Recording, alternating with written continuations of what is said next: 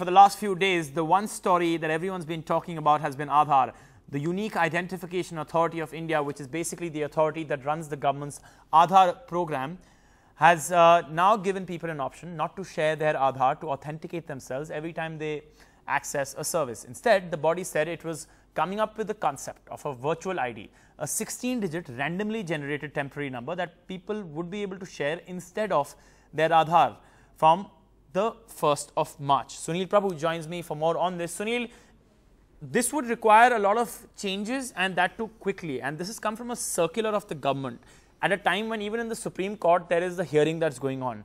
There is so much happening about the Aadhaar. It's so confusing for people to understand what they're really supposed to do. How is this going to help in that? Well, this is actually, Amitoj, a circular from the authority aimed at actually ensuring those key people responsible for its authentication and various other facilitation that there will be a virtual ID that will be done. It will also help any normal person who wants to make changes or to go ahead in terms of finding out what is the status of their Aadhaar card or what they have enrolled. They can be able to do so, but the virtual ID will be done.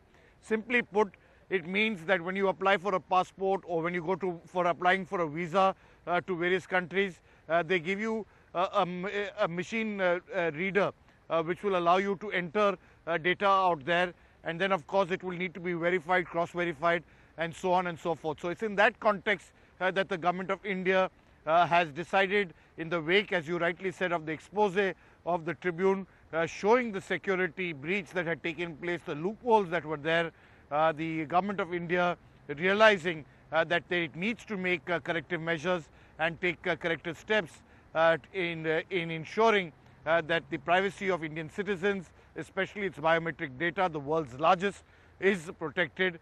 And it's in that context that the Government of India has now tweaked those norms and making it difficult for Aadhaar authenticators and others to go ahead and try to misuse it or allow it, as was seen by others in trying to get other people's data. So it's in that context that the government has cracked down. Of course, as you rightly pointed out, the Government of India is going to argue its case for the constitutional validity of the Aadhaar in the Supreme Court. But nevertheless, they have to make those corrective steps. They've already set up a committee to look into data privacy protection, and it's in this context that they're further strengthening, but they will have to do a lot of explanation in the Supreme Court when this entire case is brought up. Yeah, for example, how they first said that there was no breach, then they said there was a breach, and then they said there was no FIR against the Tribune reporter, and now they're basically saying that, well, we need to change our system to make Aadhaar more secure.